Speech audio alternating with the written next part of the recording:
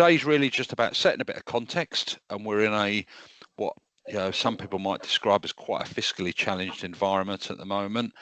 Secondly, what's the definition and the purpose of a business case? Thirdly, looking at Treasury publish its green book, which is normally our sort of go-to guide for this, and I just want to use that to sort of explore the green book. You can read it offline. Many of you are probably already familiar with it, but again, just to sort of show how we use it, and then linking to that, what is the business case life cycle? And there's a sort of model and a process that we follow to get the document developed, assured, and then submitted. Then a little bit on the summary and key themes, and then we'll drop onto questions and answers. So context. I think the important thing with business cases is just understanding, the public sector makes decisions that have implications for spending money every single day of the year, and they range massively. So sometimes these are quite small things, they're within delegations, etc. Other times, and particularly I would imagine, as we're looking at a number of these levelling up schemes, we're looking at interventions that go beyond the sort of day-to-day. So what we see is, funding decisions maybe for both projects and programme at a local and national level. And then what we're trying to do through the business case process is do that work to prepare for that decision in a very sensible way. So it's consistent, it's transparent, we've got a really good evidence base to sit behind it, and it's accountable, so that we're demonstrably delivering value for money, and it's aligned to the principles of managing public money. And then finally, the key thing here is when we're looking at business cases, and we'll come to the sort of the different sorts of shapes and scales of these things, is looking at schemes that have got different attributes, different outcomes, and how can we put these things alongside one another just to look at how we compare them. So that's the context. So this is all about spending public money wisely. It's really, if we look at the definition here, I'm not going to kind of read this out in detail, but really it's a key stage in the project or program life cycle. What we're looking at is a business case is part of the documentation that follows the project or program on its journey. So when you look at the different types of business cases, they go through various stages of maturity, but this provides a really good record for actually how did we come to a particular decision. And the reality is, and I think we're seeing it a lot on the levelling up schemes, is that actually we took decisions in good faith and with good reasons for doing things. The facts sometimes change, and we have to sort of recognize that. So the purpose is really about supporting that robust decision making, demonstrably showing accountability, and that the intervention is going to deliver value for money for the taxpayer. And then lastly, an important thing which is probably very much on all of your radars at the moment is it helps inform business and financial planning going forwards, particularly where funding is scarce, shall we say, and you're trying to allocate capital or revenue very efficiently. Oops, sorry, apologies. That's me pressing the wrong button. So the Green Book, probably many of you are familiar with it. It's quite interesting, and I won't read the slide out, but I'll just give you a sort of bit of a view. It's really about the Green Book, the third bullet there. This is a framework. It's completely scalable, and always the key message we try and give to colleagues and clients is really about proportionality. So you can put together a Green Book compliant business case on a few sheets of paper, and then at the other end of the scale it can be a much more involved piece of work. So very much I use it very much as a sort of framework, and when I've worked on large projects before, I've been to talk to Treasury. They are very much keen to kind of replay that and say you need to tailor the framework to suit your own specific needs of the project. There are some core attributes and core content, but actually you need to do something that's correct for your particular circumstances.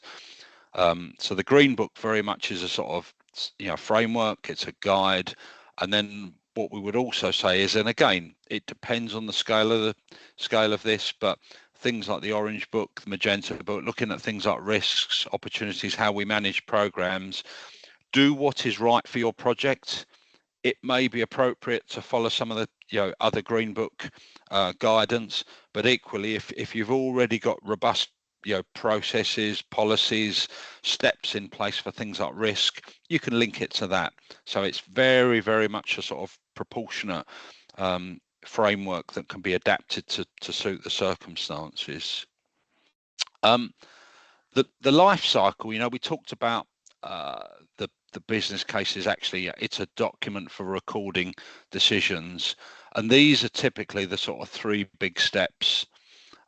So we've got, at the outset of this, we're looking at doing something differently, building something, creating something. So we're trying to address a particular challenge, a risk, an issue. Therefore, we need to put together a strategic outline case, or a SOC, as it's quite commonly known.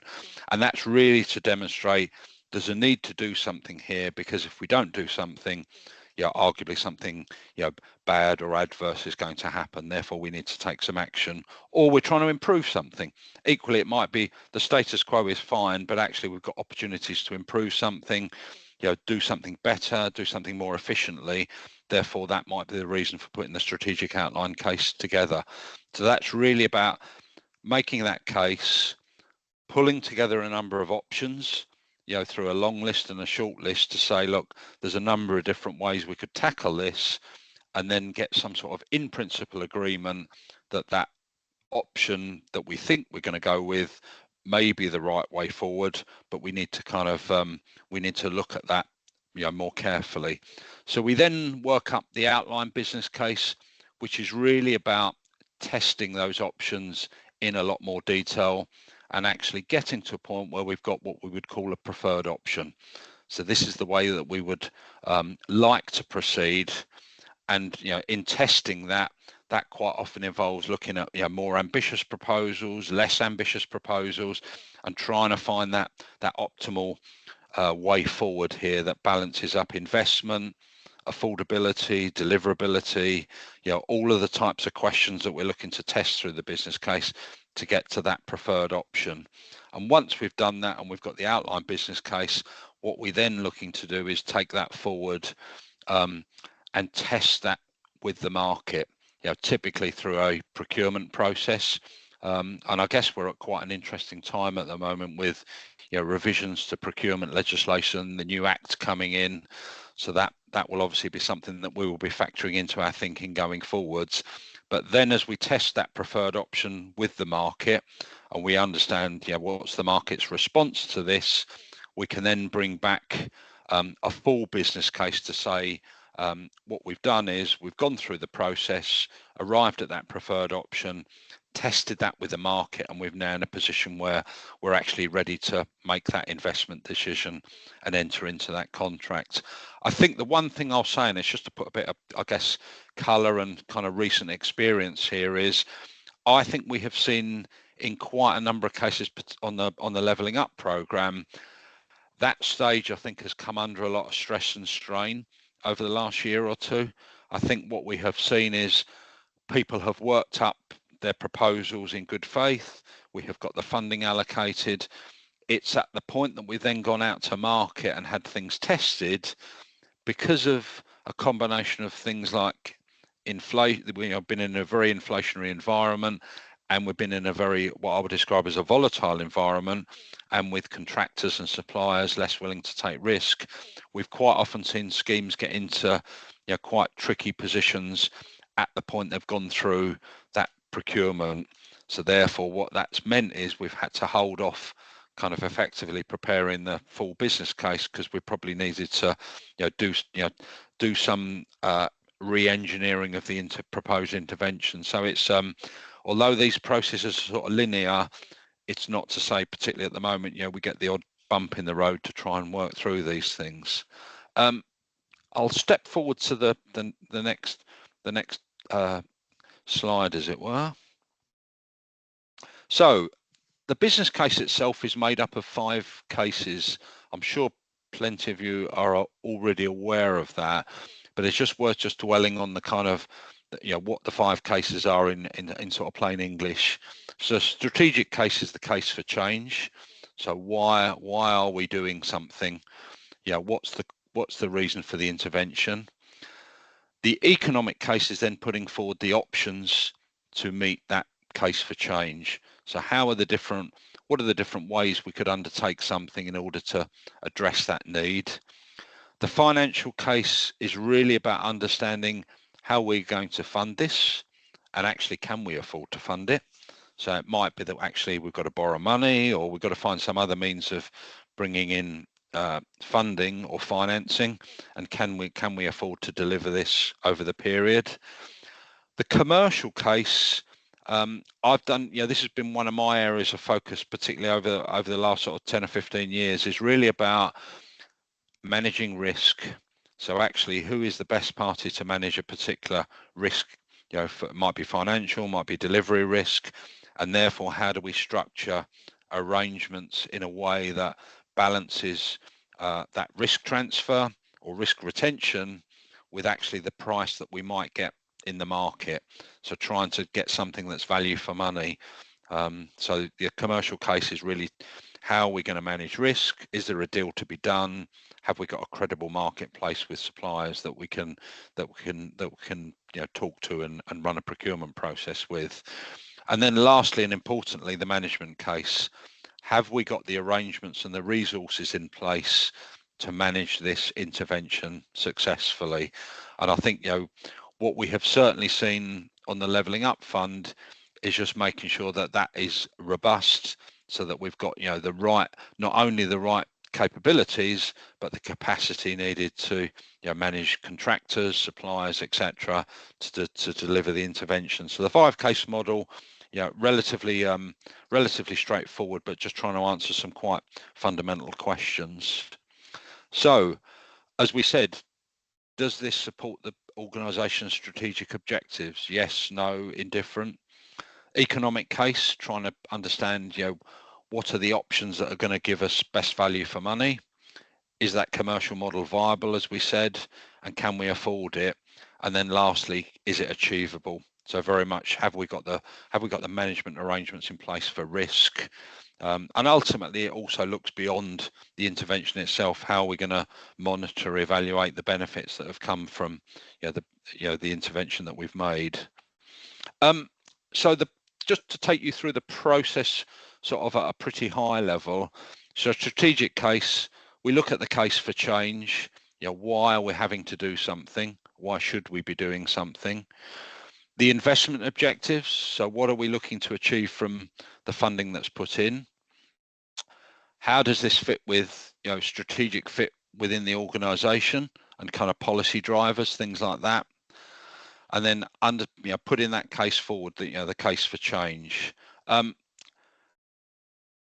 Economic case, this is all about trying to secure and demonstrably deliver value for money. So what we're looking at is really bringing together the costs, the benefits, any disbenefits, risks, and look at how these things interact with one another. Occasionally this can be done very easily and simply. Other times we need to engage economists and undertake something much more complex that might be proportionate for the nature of the intervention. And what we often want to do is make sure we've got a good broad long list of options that we can then narrow down. We talk quite a lot about funneling, so this is about trying to cast the net as wide as possible for the options and then arrive at a short list of options that look credible. Commercial case, we've talked about, what is the deal that we're going to do? What's the procurement strategy? Is it a framework? Are we going out to open market? What's the timetable? And then equally, things like what might be the particular commercial conditions that might be attached. And if we just sort of sit looking at the levelling up fund here, there may be obligations that are passed to you as grant recipients that you may wish to flow down to your suppliers and your contractors. So again, just have a think about how does that commercial model work? Are there things that we need because of the way that this particular intervention is being funded that needs to feature in our commercial model? Under the financial case, and this is again something I just want to sort of touch on here, we've got quite a number of schemes where obviously there's a long-term operational picture. The one thing that's really, really helpful when we're putting together a robust business case is a proper view of whole life costs. So not only have we got the capital cost of assembling land, building something, and getting it through to handover, but ultimately one of the questions quite often business cases can fall down on is, have we got a robust kind of operating or business plan that sits on the back of that to look at over time, is this something that's going to work for the grant recipient? It might be income generating, there might be a surplus, that's great, but I think what we're always watching out for is, particularly where we might be creating something, how will that balance up revenues and costs over the long term? Is there a risk that the grant recipient or the council might be faced with a potential long-term subsidy or liability? So making sure that we end up with a business case that properly tests that whole life picture. That's really the purpose of the business case here, is to kick the tires on that quite adequately to make sure we might be able to build it and afford to build it, but can we afford to operate and run it in the way that we thought? And then lastly, the management case, have we got the right governance? Who makes decisions? Have we got the right delegations? And how are we reporting progress and kind of taking those decisions? Schemes evolve as they go along. Have we got the right implementation plan? Are we clear on the dependencies? So for us to deliver this successfully, are we really clear on everything that we need to be true and be in place? And then equally, things like risks and opportunities, have we got a clear process and a plan for mapping out those risks and actually, mitigating or managing them as they are as risks, or securing them as opportunities? And then lastly, over the longer term, how does that benefits realization plan come into play? Many cases it's quite long term. These things can be measured in years, if not longer. I've worked on a number of schemes now where they're into sort of second and third decades, and the benefits are still being delivered. So it's just really important that long term view is taken. So just a quick step through then the kind of steps that we would normally propose here to put this together in a sort of logical and structured way.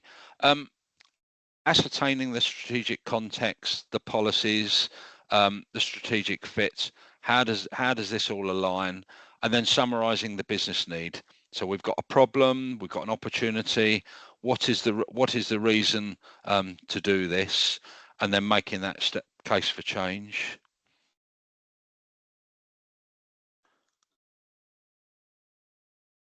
The economic case, so setting out, when we're looking at the preferred option, how do we set out that it reflects best value for money, taking account of costs, values, benefits. So putting those critical success factors together. What are the things that are essential for us to for an option to meet? Looking at that long list to short list, and then how we appraise that is looking at if we've got benefits, can they be monetized? Can we put them into a monetary appraisal? Because that's obviously the best way of measuring things, but equally recognizing that we may have things that are not monetary, but actually may be measurable. So actually having that hierarchy of, are there things that we can monetize, things that we can't monetize, but we can quantify? And then lastly, are there other benefits that sit beyond those two categories that we can reference, but they're probably quite difficult to measure or turn into some sort of financial measure? Adjusting the options for risk, so looking at different options will carry different risk profiles and how we apply that.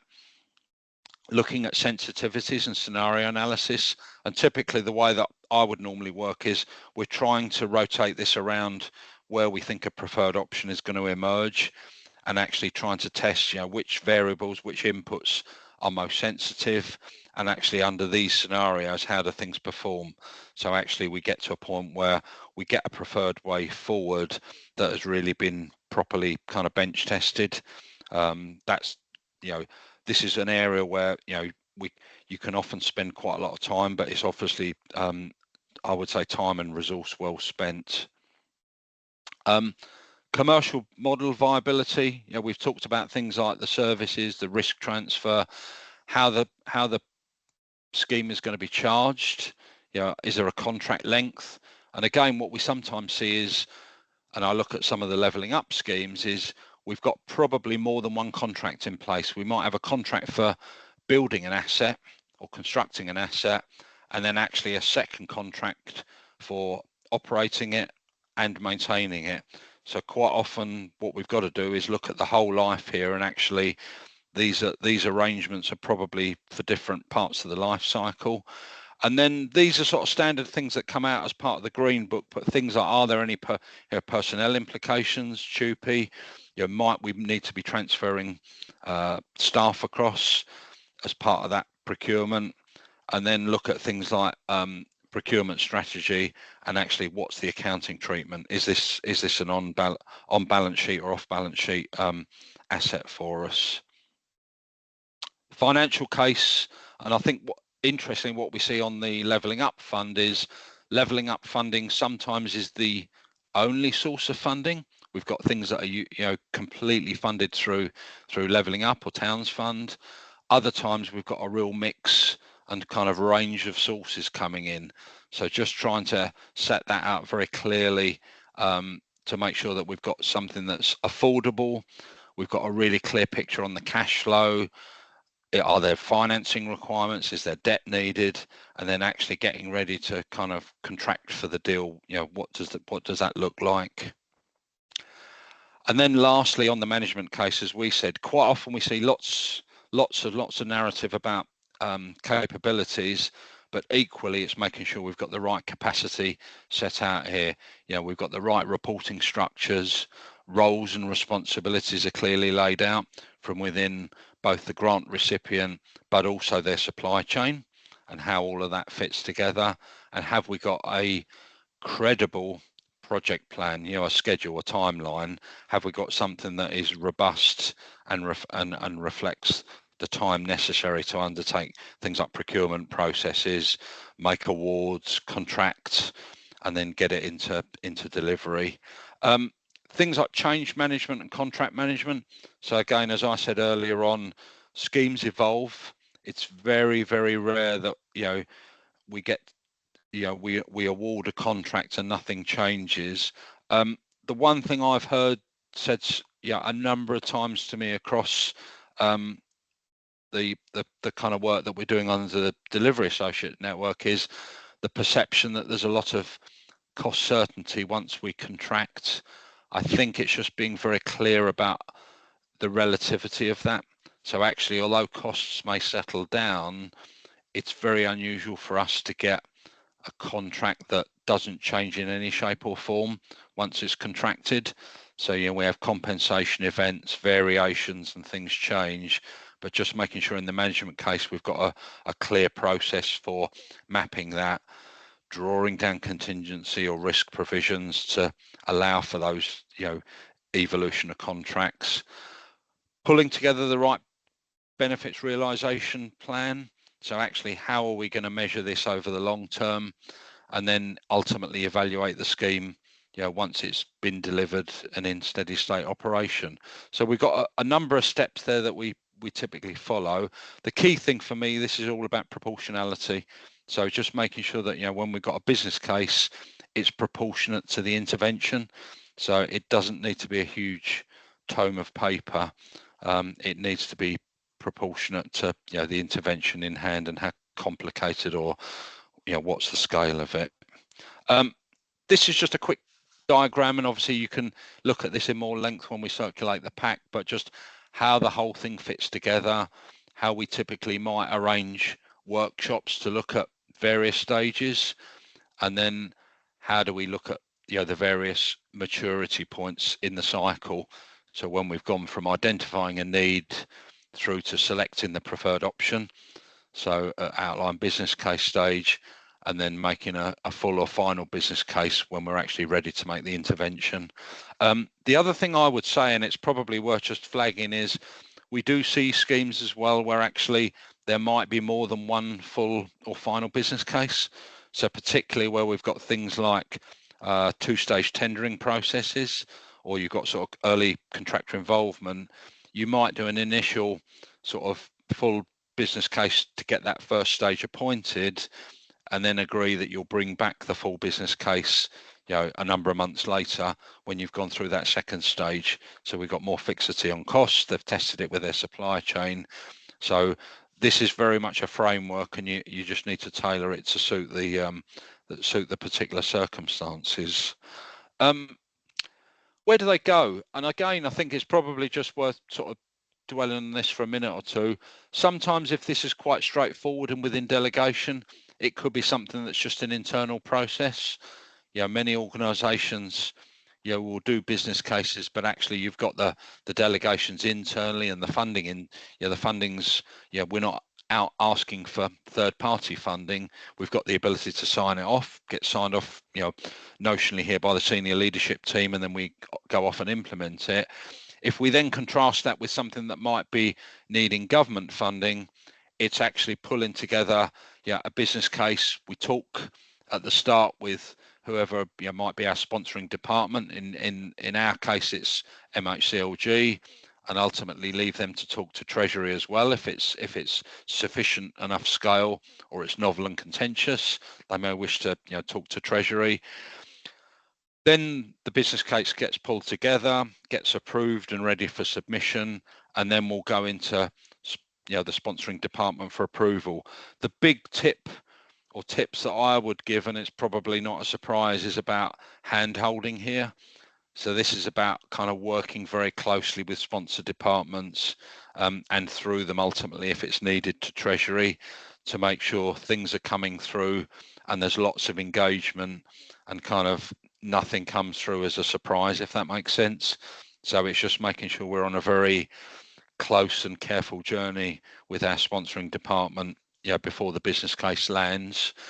And then each department may have its own particular nuanced approval process as to how business cases are reviewed, and then ultimately whether the sponsor department's got the funding already allocated and is able to approve it itself, or actually is it something it needs then to feed up to Treasury, and then ultimately decisions find their way back to the public body or the organisation submitting the business case from that sponsor department. Quite often what we see is the decision will come back and it might be coming with a number of conditions attached to it. It's a green light, but subject to you doing the following X, Y, and Z, or the following contractual conditions are necessary, etc., etc. So it's that type of process. But the key thing for me is around hand holding, no surprises, and good engagement. Two-way is very much the right way to the idea of sort of putting a business case together and then kind of proverbially throwing it over the fence, that's just not going to land well, in any circumstance. Right, we just move on then. So just a summary. I think expectations here, this is all about clarity of outcomes. So, what are we going to deliver through this, and how will we check whether it's met those success measures? What does good look like? It's those sorts of things that we're trying to set out clearly. There is always a push to try and accelerate delivery. Acceleration as a topic can be quite difficult at times, but very much the tone from the top is how can we do this quicker, faster, more efficiently. So trying to understand how we can do that, and then looking at scrutiny. Can we deliver this? Have we got the mechanisms, the processes, and the resources in place to make sure we can deliver it? The Green Book gets refreshed from time to time. And I think one of the things that's come out of the last iteration is very much people, I think, were very fixated on things like benefit cost ratios. That isn't the only measure of value for money. And it's just making sure that we pick up things that might be place-based, and also how our intervention affects different people, different communities, different locations. So making sure that we carry that out. And then lastly, there is some technical guidance out there to look at how we undertake benefits appraisals. And I guess the key takeaway for me is when we're looking at the strategic case, the case for change, casting that net as widely as possible for the benefits that might accrue. That is critical to putting together a strong, robust business case and thinking quite laterally. So, many times we're doing something, but actually the ripple effects or the kind of other tangential benefits, shouldn't be forgotten about.